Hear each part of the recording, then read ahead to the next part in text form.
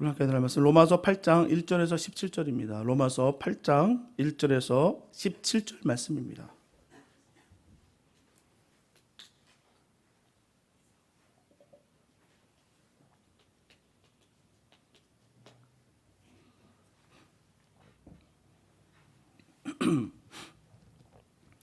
로마서 8장 1절에서 17절 말씀입니다. 주님의 귀한 말씀 봉독해 올립니다. 그러므로 이제 그리스도 예수 안에 있는 자에게는 결코 정죄함이 없나니 이는 그리스도 예수 안에 있는 생명의 성령의 법이 죄와 사망의 법에서 너를 해방하였습니다. 율법이 육신으로 말미암아 연약하여 할 수 없는 그것을 하나님은 하시나니 곧 죄를 인하여 자기 아들을 죄 있는 육신의 모양으로 보내어 육신의 죄를 정하사 육신을 좋지 않고 그 영을 조차 행하는 우리에게 율법의 요구를 이루어지게 하려 하심이니라. 육신을 좇은 자는 육신의 일을, 영을 좇은 자는 영의 일을 생각하나니 육신의 생각은 사망이요 영의 생각은 생명과 평안이니라. 육신의 생각은 하나님과 원수가 되나니 이는 하나님의 법에 굴복치 아니할 뿐 아니라 할 수도 없음이라. 육신에 있는 자들은 하나님을 기쁘시게 할 수 없느니라. 만일 너희 속에 하나님의 영이 거하시면 너희가 육신에 있지 아니하고 영에 있나니 누구든지 그리스도의 영이 없으면 그리스도의 사람이 아니라. 또 그리스도께서 너희 안에 계시면 몸은 죄로 인하여 죽은 것이나 영은 의를 인하여 산 것이니라. 예수를 죽은 자 가운데서 살리신 이의 영이 너희 안에 거하시면 그리스도 예수를 죽은 자 가운데서 살리신 이가 너희 안에 거하시는 그 영으로 말미암아 너희 죽을 몸도 살리시리라. 그러므로 형제들아 우리가 빚진 자로 돼 육신에게 져서 육신대로 살 것이 아니니라. 너희가 육신대로 살면 반드시 죽을 것이로되 영으로서 몸의 행실을 죽이면 살리니 무릇 하나님의 영으로 인도함을 받는 그들은 곧 하나님의 아들이라. 너희는 다시 무서워하는 종의 영을 받지 아니하였고 양자의 영을 받았으므로 아바 아버지라 부르짖느니라.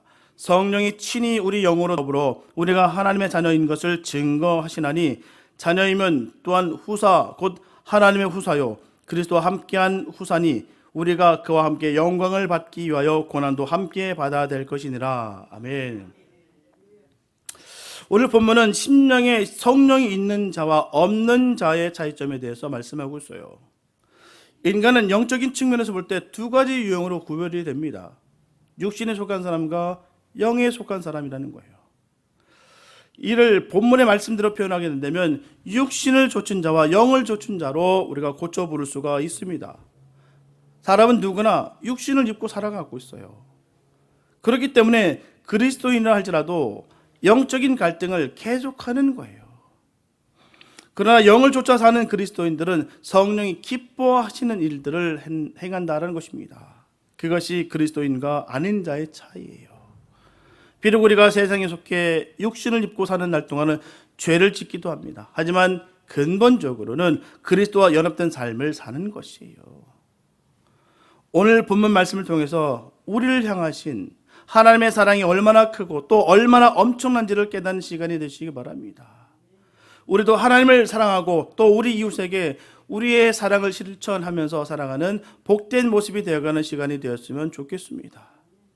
첫째, 성도는 언제나 당당합니다. 본문 1절에 보게 되면 그러므로 이제 그리스도 예수 안에 있는 자에게는 결코 정죄함이 없나니 라고 말씀하고 있어요. 성도는 세상에 살아가고 있습니다. 하지만 세상에 속해 있으면 안 된다는 거예요. 세상 사람들과 똑같이 살면 안 된다는 것입니다. 분명하게 성도는 그리스도 예수 안에 있어야 돼요. 하나님은 이미 우리를 의롭다라고 우리를 선언하셨습니다. 그렇기 때문에 저와 여러분들에게는 정죄함이 없어요. 결단코 정죄함이 없습니다. 그렇다면 왜 우리에게 결코 정죄함이 없을까요? 그 이유는 우리가 예수 그리스도 안에 있기 때문입니다. 하지만 그리스도 밖에 있는 자에게는 반드시 정죄함이 있습니다. 그 이유는 하나님의 엄하신 심판을 피할 수가 없기 때문이에요. 영원한 불못에 던져질 것이다 라는 것이죠. 이스라엘 백성들의 출애굽 직전에 바로 죽음의 사자가 온 애굽 땅을 덮었습니다. 그때 애굽 사람들이 살고 있던 집에는 죽음이 임했어요. 하지만 이스라엘 백성들이 살고 있었던 그 집에는 아무 일이 없었습니다. 왜요? 죽음의 사자가 피했다는 거. 왜요? 바로 주님의 그 피의 흔적이 그곳에 있었기 때문이라는 것입니다. 유월절에 그 어린 양의 피가 치러져 있기 때문에 그곳을 유월했다는 거예요. 예수 안에 있으면 결코 정죄함이 없습니다. 우리는 그 은혜를 입었다는 거예요. 늘 예수 안에 거하시길 축복합니다. 그리스도 밖에 있으면 그 사람은 반드시 정죄함을 줄 수밖에 없다는 거예요. 예수님께서 우리의 피난처와 안식처가 되시기 때문에 예수님 안에 있는 자에게는 결코 정죄함이 없습니다. 우리는 이미 심판에서 생명으로 옮긴 사람들이에요. 지금 우리가 육신의 장막을 벗고 하나님 앞에 선다 할지라도 우리는 생명의 면류관을 받게 될 것입니다. 분명하게 우리가 잘나고 착한 일을 많이 하고 사회적 위치가 높다고 해서 그런 것이 아니에요. 오늘 본문에서 사도 바울이 전하고 있듯이 예수님 안에 있는 자에게는 결코 정죄함이 없기 때문에 주 안에서 기쁘고 즐겁고 행복하게 살라는 거예요. 주눅 들고 어둠 가운데 우울하게 공포에 질려 살아가는 것이 아니라 주님의 자녀로서 주님 안에 거하며 늘 행복하게 즐기며 기뻐하며 살라는 거예요. 성령을 받고 주의 은혜 가운데 젖어 있다고 한다면 기쁠 수밖에 없습니다. 세상의 우울함이 임할 수가 없다는 거예요. 주님의 조명하신 그 빛으로 말미암아 내 안에 어둠이 임할 수가 없다라는 것이죠.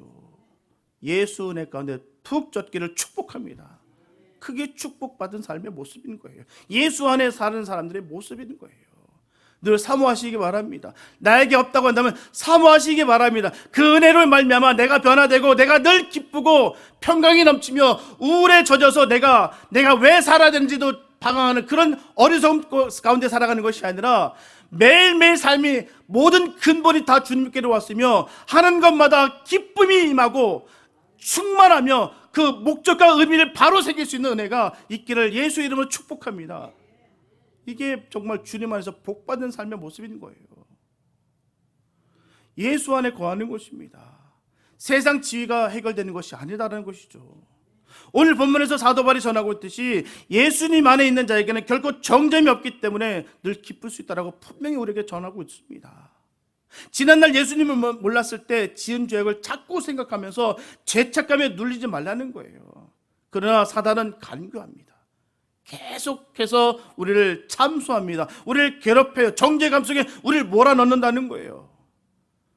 삶의 의미를 자꾸 망각시키고 왜 살아야 될지 모르게 그렇게 생각을 흘러놓는다는 것입니다. 숨 쉬는 것 자체가 얼마나 은혜이며 내가 먹을 수 있는 것 자체도 얼마나 기쁨인지를 깨닫지 못하고 내가 왜 살아야 될지를 모르게 늘 우리를 참수하고 방황하고 나라는 존재를 깎아버리고 우리가 살 수 있는 소망을 사라지게 만드는 것이 사단의 역사인 것입니다.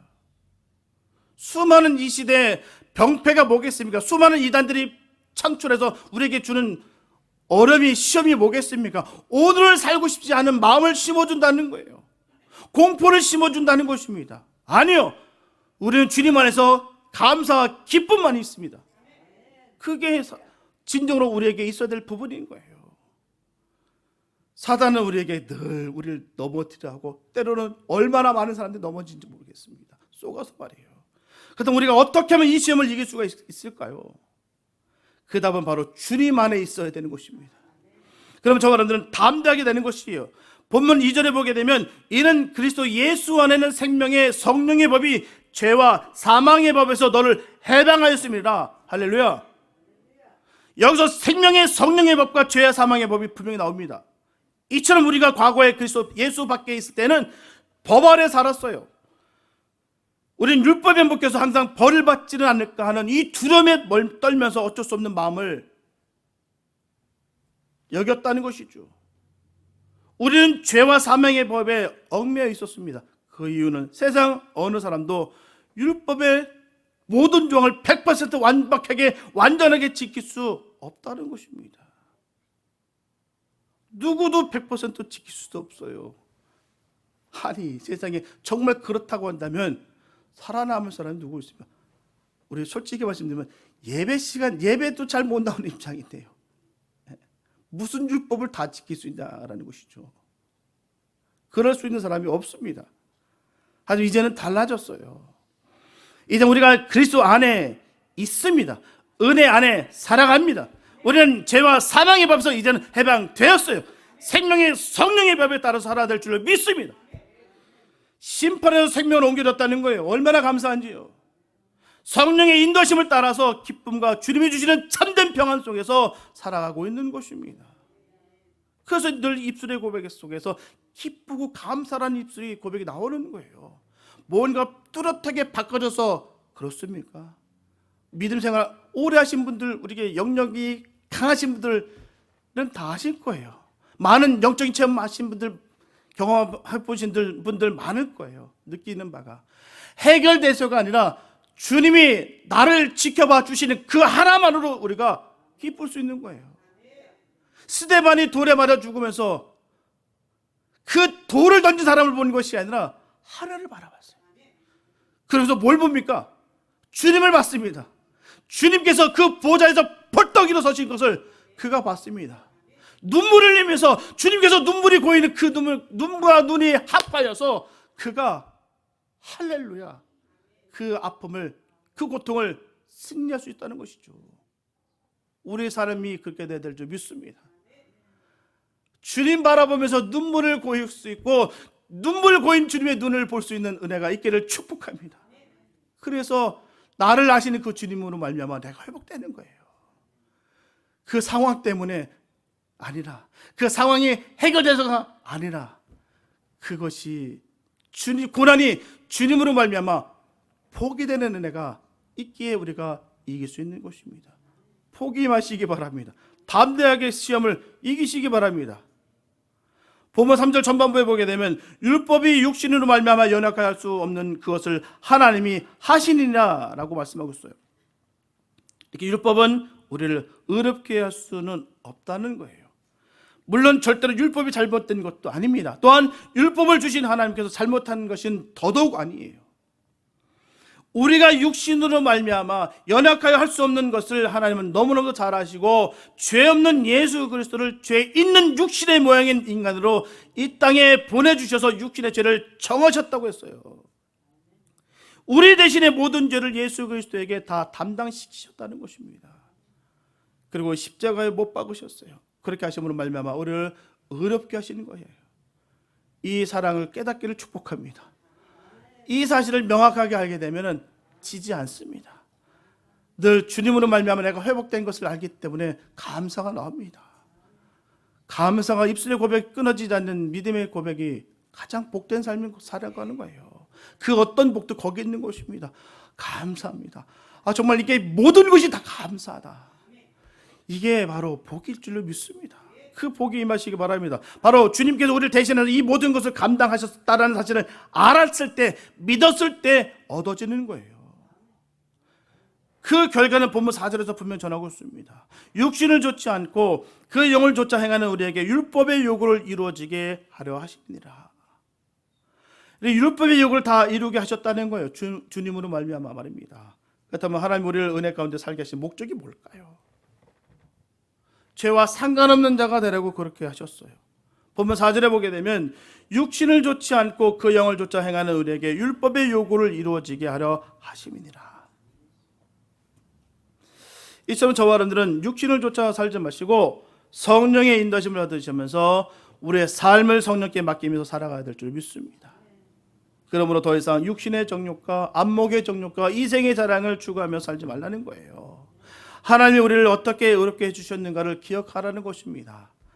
하나님의 놀라우신 사랑, 자기 아들을 버리시기까지라도 우리를 베풀어 주신 그 은혜를 늘 생각하면서 이제는 성령을 좇아 행하는 삶을 살아야 될 줄로 믿습니다.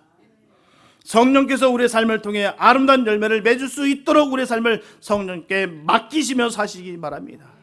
그래서 더 이상 육신을 좇아 사시지 마시고 하나님의 소원을 이루어드리며 성령을 좇아 살아갈 수 있는 우리 모두가 될 수 있게 되시기를 예수 이름으로 축복합니다. 둘째, 성도는 그리스도의 사람이에요. 분명하게 죄의 싹은 사망입니다. 바로 죽음이에요. 그리스도의 사람이 육신의 삶을 살면 그것은 곧 사망입니다. 반면에 우리가 영을 좇아서 영의 일을 할 때는 그 속에는 생명이 있고 평안이 있습니다.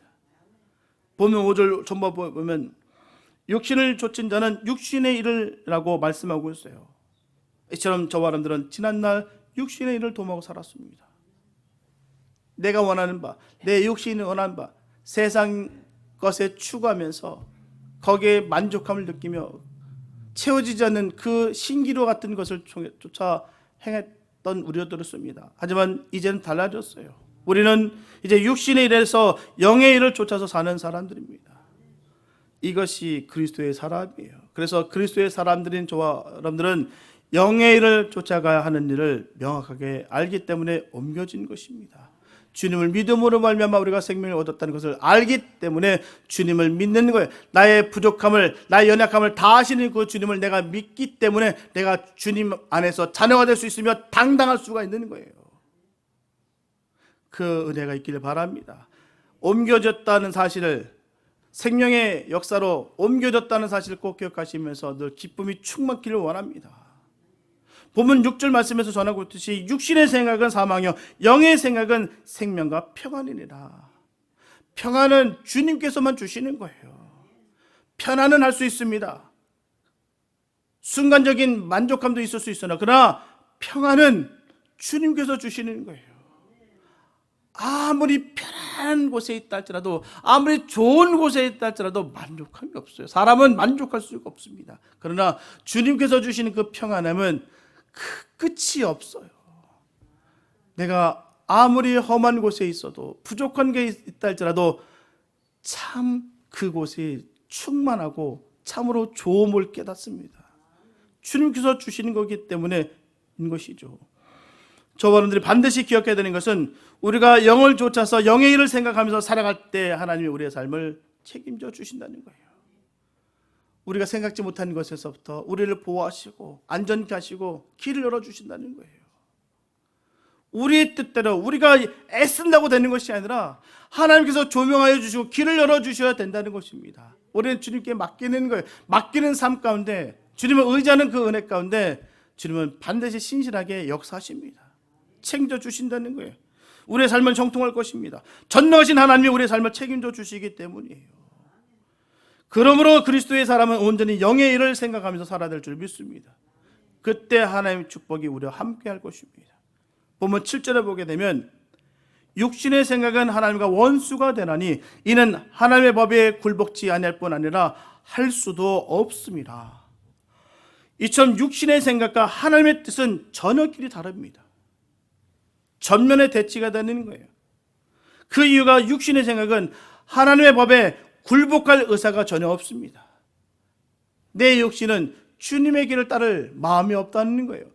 넓은 길을 가고 싶지 좁은 길을 가고 싶지 않다는 것입니다. 그래서 예수님께서 말씀하시기를 두 주인을 동시에 섬길 수 없다라고 하셨어요. 우리의 마음이 육신의 생각에 이끌리게 되면 자연스럽게 하나님의 법에서 멀어질 수밖에 없습니다. 그 결과가 바로 본문 8절 말씀이에요. 육신에 있는 자들은 하나님을 기쁘시게 할 수 없느니라. 그렇다면 우리가 그리스도의 사람으로서 어떻게 하면 하나님을 기쁘시게 할 수가 있을까요?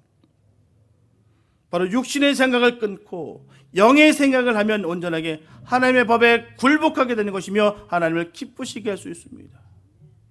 다시 말씀드리면 육신의 생각을 끊고 영의 생각을 하며 순종하기만 하면 되는 것입니다. 하나님은 우리에게 하나밖에 없는 독생자 아들을 주시기까지 우리를 사랑하셨어요. 지금도 하나님께서 우리를 포기하지 않으시고 우리를 계속해서 사랑하십니다. 하지만 그 사랑은 하나님의 자녀를 향한 하나님의 사랑이신 거예요. 우리가 하나님의 자녀가 되어야 이 엄청난 사랑을 받게 되는 것입니다. 본문 9절에 보게 되면 만일 너희 속에 하나님의 영이 거하시면 너희가 육신에 있지 아니하고 영에 있나니 누구든지 그리스도의 영이 없으면 그리스도의 사람이 아니라. 이처럼 그리스도의 영이 있는 자가 그리스도의 사람이에요. 아무리 윤리적으로 도덕적으로 완벽하게 바르게 산다 할지라도 그 속에 그리스도의 영이 없으면 그는 그리스도인이 아닙니다. 비록 부족하고 연약할지라도 허물 많은 인생, 정말 변변하고 떳떳하게 드러날 것도 없는 그런 인생일지라도 그 안에 성령께서 임재하고 계신다면 그 사람이 바로 그리스도의 사람이라는 거예요. 문제를 위장 포장한 사람이 많습니다. 있는 것 같이, 있는 것 같은. 분명한 것은 그리스도의 영이 있으면 정직하고 바르고 깨끗하게 살게 되어 있다는 것이죠. 왜요? 들어있는 게 나오게 돼 있어요. 문제는 그리스도의 영이 없으면서도 윤리와 도덕적으로 살아가서는 구원이 없다라는 거예요. 믿음을 위장 포장한 사람이 얼마나 많은지 몰라요. 겉보기에는 거룩해 보이고 굉장히 영적으로 보이는 사람들이 우리 주변에 얼마나 많은지 모릅니다. 청산유수예요. 다 압니다. 말이 달변이에요. 달변이라고 해서 하나를 열로 표현할 수 있는 사람일지라도 그 안에 생명이 없으면 그리스도의 사람이 아닙니다. 그게 우리 이 시간 꼭 명심해야 될 부분이에요. 난 이것도 하고 저것도 하고 많은 것을 증거하고 자랑합니다. 그런데 그 자랑 가운데 주님의 모습은 드러나지 않고 자기의 모습만 드러나는 경우가 얼마나 많은지 몰라요. 정말 그리스도의 사람이라고 한다면 나는 드러나지 않습니다. 오직 예수만 드러나게 되어 있습니다. 예수님의 이름만 높이기 위해서 애쓰고 심습니다. 행여나 나의 이름이 비춰질까봐, 행여나 예수님보다 나의 공로가 더 드러날까봐 숨기고 감춥니다. 정말 주님의 사람이라고 하면, 주님의 사랑을 깨달은 사람이라고 한다면 그렇게 되어 있습니다. 내 생명 살려주신 것에 감사하면서 내가 조금이라도 드러나는 것에 몸부림치고 몸둘 바를 모르고 주를 위해 애쓰고 심쓴다는 거예요. 그렇다면 우리가 그리스도의 사람이라고 알 수 있는 방법은 뭘까요? 본문 10절에 보게 되면 또 그리스도께서 너희 안에 계시면 몸은 죄로 인하여 죽은 것이나 영은 의를 인하여 산 것이니라. 이제 둘 중에 선택하라는 것입니다. 바로 몸이 아니라 영을 선택하라는 거예요. 정확하게 다시 말씀드리면 선택의 수준이 아닙니다. 반드시 해야 된다는 명령입니다. 죄가 아니라 의를 택해야 된다는 거예요. 본문 11절에 보게 되면 예수를 죽은 자 가운데서 살리신 이의 영이 너희 안에 거하시면, 그리스도 예수를 죽은 자 가운데서 살리신 이가 너희 안에 거하시는 그의 영으로 말미암아 너희 죽을 몸도 살리시리라. 이처럼 저와 여러분들은 주님 다시 오시는 그날에 영원히 죽을 육신도 변화가 될 것입니다. 결코 썩지 않을 것으로 바꿔질 것이에요. 바로 육의 몸에서 신령한 몸으로 바꿔질 것입니다. 하지만 그때까지 육을 쳐서 복종시키며 영의 도움으로 하심으로 말미암아 받는 그 도우심을 받는 복된 사람이 되어야 될 줄 믿습니다. 육을 쳐서 복종시켜야 되는 거예요. 그렇게 해야지만이 우리가 영의 인도하심을 받을 수 있는 거예요. 그러면 육의 사람처럼 육신의 일에 치중하지 마시고 그리스도의 사람답게 우리의 육신을 쳐서 복종시키며 성령의 인도하심을 따르는 삶을 살아야 될 줄로 믿습니다. 그러기 위해서는 우리의 육신이 죽어야 된다는 거예요. 분명하게 몸은 죄로 인하여 죽은 것입니다. 하지만 영은 의로 인하여 산 것이에요. 죄에서 도망치시기 바랍니다. 죄를 이길 수 있는 힘이 우리에게는 없습니다. 우리가 이길 수 있을 거라는 착각 버리십시오. 어느 누구도 못 이깁니다. 돌을 닦고 수련을 하고 엄청난 많은 일들을 했다 할지라도요, 죄와 직면하고 죄와 함께하면 반드시 넘어지게 되어 있습니다. 죄는 피하는 것, 그 자리에서 달아나시기 바랍니다. 의를 구하시기 바랍니다. 나를 믿지 마시기 바랍니다. 나를 어떻게 믿습니까? 내가 이길 수 있을 거라 여기지 마시기 바랍니다. 나는 진다라고 여기시고 오직 주님만 바라보시고 달려가시기 바랍니다. 날마다 우리의 몸을 쳐서 복종시키면서 영을 쫓아서 영의 일을 생각하며 살아가는 저와 여러분들 되시기를 예수의 이름으로 축복합니다. 셋째, 하나님의 자녀가 됐다는 거예요. 본문 14절에 보면 무릇 하나님의 영으로 인도함을 받는 그들은 곧 하나님의 아들이라 말씀하고 있습니다. 그리고 본문 16절에 보면 성령이 친히 우리 영으로 더불어 우리가 하나님의 자녀인 것을 증거하시나니라고 말씀하고 있습니다. 이렇게 사도 바울은 그리스도의 사람인 저와 여러분들을 가리켜서 하나님의 자녀라고 부르고 있습니다. 너무나 영광스러운 신분이에요. 하나님의 자녀. 세상에서 그 무엇과도 비교할 수 없는 자리가 바로 이 하나님의 자녀입니다. 이 자리예요. 분명히 하나님의 자녀가 된다면 이 세상의 그 문제뿐만 아니라 바로 내세 문제까지라도 하나님께서 모든 책임을 지신 거예요. 그런 엄청난 권능을 우리에게 주신 것입니다. 하지만 저와 여러분들이 하나님의 자녀로서 그 자리에 귀정함을 모르고 감사하지 않는 삶을 살게 된다면 하나님의 권위를 바닥에 떨어뜨리는 것과 마찬가지입니다. 감사가 없으면 그렇다는 거예요. 저와 여러분들이 하나님의 자녀된 신분으로 세상에서 바르게 처신할 때 우리 하나님 아버지께서 우리로 하여금 영광을 받으시는 것입니다. 뭔가 큰 것이 아니에요. 하나님의 자녀로서의 삶을 살아가는 것입니다. 죄악된 거, 부끄럽지 않은 거, 어찌 보면 이 평범함이 얼마나 어려운지 모릅니다. 사람들은 되게 우습게 여깁니다. 평범하다는 거. 평범하게 살 수 있다는 것이 얼마나 어려운데요. 얼마나 귀한 것인지 모릅니다. 우리가 주님으로 말미암아 주님의 자녀로서 복되게 아름답게 사시기 바랍니다. 그게 주님의 이름을 높이는 거예요. 내가 세상에서 이름을 날리고 엄청난 일을 했기 때문에 주님께서 이름이 더 높아지는 것이 아니라 주님으로 인하여 내가 살아가며 주님 때문에 내가 살아가고 있다는 것을 깨닫고 행하는 모든 것들이 주님의 영광을 올리는 것입니다.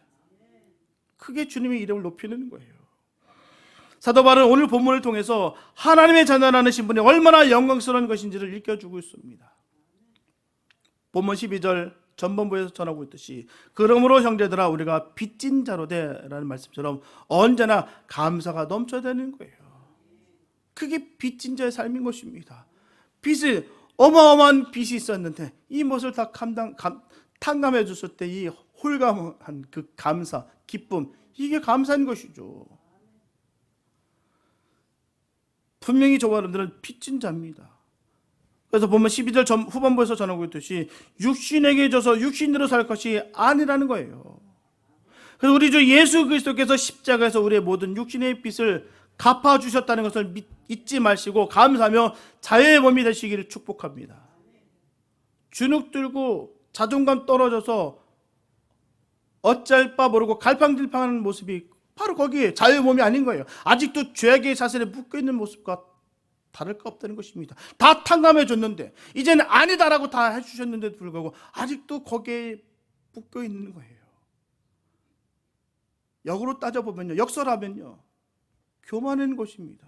주님께서 그 절대가치, 절대자가 다 탕감해 주셨다라고 하셨는데도 불구하고 아닙니다, 나는 아직도 아닙니다. 거부하고 있는 그 자체가 어찌 보면 교만인 것이죠. 주님께서 다 탕감해 주셨다는데도 불구하고 거부하는 거예요. 저와 여러분들은 하나님의 자녀가 되었기 때문에 더 이상 육신의 빚진 자가 아니라 바로 하나님께 빚진 자입니다. 그렇기 때문에 이제는 하나님의 영의 인도함을 받는 삶을 사는 거예요. 그렇다면 육신에 빚져서 육신의 인도함을 받는 자의 삶과 하나님의 영으로 인도함을 받는 자의 삶은 무엇이 다를까요? 본문 13절에 보면 너희가 육신대로 살면 반드시 죽을 것이로되 영으로서 몸의 행실을 죽이면 살리라. 이처럼 세상 사람들은 육신의 인도함에 따라서 육신으로 살 수밖에 없습니다. 결국은 반드시 죽고 말 거예요. 하지만 저와 여러분들은 육신대로 살지 마시고 몸의 행실을 죽여야 될 줄 믿습니다. 문제는 내 힘, 내 의지대로는 안 된다는 거예요. 성령께서 그 일을 해주시는 것입니다. 그러므로 영으로서 몸의 행실을 죽인다고 했어요. 그렇기 때문에 저와 여러분들은 철저하게 하나님의 자녀로서 하나님의 영이 인도함을 받아야 될 줄 믿습니다. 반드시 영으로서 몸의 행실을 죽이면 살리라는 거예요. 반면에 그렇지 않으면 죽는다라고 전하고 있습니다. 예수 믿지 않는 세상 사람들은 그저 육신대로 살다가 결국은 그렇게 불못에 들어간다라고 전하고 있는 것이죠. 하지만 하나님의 자녀인 저와 여러분들은 어떤 희생과 아픔이 있다 할지라도 성령님을 의지하여서 반드시 우리의 몸과 행실을 죽여서 반드시 천국에 들어가야 될 줄 믿습니다. 주님을 믿음으로 말미암아 천국을 갈 수 있는 거예요. 천국은 그렇게 가는 것입니다. 내가 발버둥 치고 애써서 가는 것이 아니라 주님을 믿음으로 말미암아 주님이 나의 구주가 되십니다 라는 것을 인정하는 그 가운데 가는 거예요. 얼마나 길이 활짝 열어놓지 않았습니까? 우리는 자꾸 다른 것에 쏘가서 다른 것을 자꾸 집중함으로 하면 굉장히 막 심적으로 고통을 갖고 있는 분들이 얼마나 많은지 몰라요. 아닙니다. 내가 완벽해서 내가 나 정도 되니까 내가 이렇게 했기 때문에 아닙니다. 나 같은 죄인을 아무 쓸모없는 나를 주님이 건져주셨고 주님으로 말미암아 내가 구원받았으며 주님 때문에 내가 천국 간다. 이게 믿음입니다. 우리 그 믿음에서 벗어나지 마시기 바랍니다. 자유인이 됐고 주님께서 다 빚을 탕감해 주셨다고 했는데도 불구하고 우리가 아직도 여기서 미직미직거리면서 여기서 갈팡질팡함으로 말미암아 우리가 다 혼돈 가운데 무너질 경우가 얼마나 많은지 모릅니다. 주님을 믿음으로 말미암아 우리가 구원받는 거예요. 주님을 온전히 믿으시기 바랍니다. 그래서 우리는 천국을 소유할 수 있어야 되는 거예요. 본문 11절에 보면 너희는 다시 무서워하는 종의 영을 받지 아니하고 양자의 영을 받았으므로 아바 아버지라 부르짖으리라. 이와 같이 저와 여러분들은 종의 영을 받지 않았어요. 분명한 것은 종은 상전을 무서워하고 두려워합니다. 종이기 때문이에요. 언제나 상전은 아버지가 아니기 때문이라는 것이죠. 하지만 저와 여러분들은 양자의 영을 받았어요. 정상적인 아버지와 정상적인 자녀들의 관계는 어떻습니까? 공포와 두려움의 관계가 아니에요. 사랑의 관계죠. 아버지와 아들의 관계에서 말입니다. 그래서 어린아이가 아버지를 보면 무서워하는 것이 아니라 반가워 쫓아가 아버지의 품에 푹 안기는 거예요. 그래서 우리의 심령도 하나님을 향해서 열린 마음, 사랑의 마음, 친근한 마음을 가지게 되는 것입니다. 그래서 하나님을 바라보면 아바 아버지라고 부르면서 우리의 모든 것을 하나님 아버지께 내려놓을 수가 있습니다. 또 우리가 기억해야 되는 것은 양자라고 해서 친아들과 비교해서 차별 대우를 받지 않고 친아들과 똑같은 대우를 받는다는 것입니다. 이런 사실이 사도 바울 당시에 로마 사회의 보편적 가치였어요. 양자라는 위치가 그렇다는 것을 로마 사람들은 다 알고 있었습니다. 그래서 그는 이런 비유를 하게 되는 거예요. 이를테면요, 로마의 네로 황제 역시 양자 출신이었습니다. 그의 의붓 아버지 클라우디우스 황제가 죽고 난 뒤에 양자였던 이 바로 네로 황제가 로마 제국의 5대 황제가 됐어요. 그만큼 양자라도 막강한 권한이 주어집니다. 본문 16절에 보게 되면 성령이 친히 우리 영으로 더불어 우리가 하나님의 자녀인 것을 증거하시나니, 그 당시에 권력자의 양자가 되면 막대한 권한이 양자에게 주어졌기 때문에 양자를 삼을 때는 반드시 증인을 세우도록 되어 있습니다. 아무나 세우는 게 아니에요. 증인이 있어야 돼요. 그렇다면 저와 여러분들은 하나님의 자녀인 것을 누가 증거하실까요? 바로 하나님의 영이신 성령께서 친히 우리가 하나님의 자녀인 것을 증거하신다고 하는 거예요. 저 사람이 인정해 줬으니까 나 하나님의 자녀. 아닙니다. 목사가 인정해 줬으니까 하나님. 아닙니다. 성령이 인정해 주셔야 되는 것입니다. 그렇기 때문에 이보다 더 분명하고 확실한 증거는 없어요. 성령이 우리를 증거한다. 다시 한번 거듭 말씀드리자면 나 정도 되니까 구원해 주신 거 아닙니다. 나 같은 죄인 살려주신 것에 감사하기 때문에 역사하시는 거예요. 주님 안에서 우리가 드러내고 자랑할 수 있는 사람 단 한 사람도 없습니다. 허물 많고 죄 많은 그런 인생, 기름통에 까마귀가 허우적거렸던 그 모습이 바로 우리들의 모습이었어요. 그런데도 불구하고 우리를 건져내 주신 그 주님의 사랑, 그래서 우리가 구원받은 거예요. 그래서 우리가 하나님 자녀가 된 것입니다. 그걸 보증하신 분이 성령이십니다. 우리가 잘나서 된 거 하나도 없어요. 거기서 나 같은 사람이 아니에요. 그런 기준 우리에게 세우지 마시기 바랍니다. 그건 교만이에요. 사람이 인정해 줄 필요 없고 하나님께서 인정해 주셔야 된다는 것이죠. 참 신분의 위력은 큽니다. 신분증이 얼마나 어느 나라 시민이라는 것에 대해서 참 다르다는 것이죠. 이번에 수단 보십시오. 6월 정부군과 이 반군이 충돌해서 수많은 사람 죽었어요. 죽어가고 있고요. 근데 그곳에서도 보면은 드러나는 게 자국민들을 구출하기 위해서 모든 전력을 동원해서 작전을 펼치고 있습니다. 각 나라에서 말이에요. 하지만 가난하고 무능한 나라는 어떻습니까? 아무런 도움을 주지 못해. 알아서 나와라. 난심도 없고 그럴 관심도 없고. 참 우리나라 많이 국격이 올라간 것 같아요. 모든 전력 자산들 다 풀어서 그 우리 국민들 뽑아오더라고요. 다른 나라도 마찬가지고 미국은 더 할 것도 없고요. 본문 17절 전반부에 보면 하나 자녀이면 또한 후사라고 말씀하고 있습니다. 여기 후사라는 것은요, 상속자, 바로 유업이 이어받을 자라는 거예요. 그래서 하나님 아버지의 모든 것을 이어받게 될 후사라는 것입니다. 저와 여러분들은 하나님의 후사입니다. 하나님 아버지 나라의 모든 것을 이어받을 후사입니다. 너무나 귀하다는 거예요. 더 나아가서 본문 17절 중반절에 보게 되면 그리스도와 함께한 후산이라고 말씀하고 있어요. 이렇게 저와 여러분들은 하나님 아버지의 나라를 예수 그리스도와 함께 공동으로 이어받을 상속자라는 거예요. 우리 주 예수 그리스도께서 누리는 모든 영광을 우리도 다 함께 똑같이 충만하게 누리게 된다는 것입니다. 그래서 하나님의 후사인 우리는 예수님이 누리시는 모든 영광을 빠짐없이 충만하게 무한대로 누리게 된다는 거예요.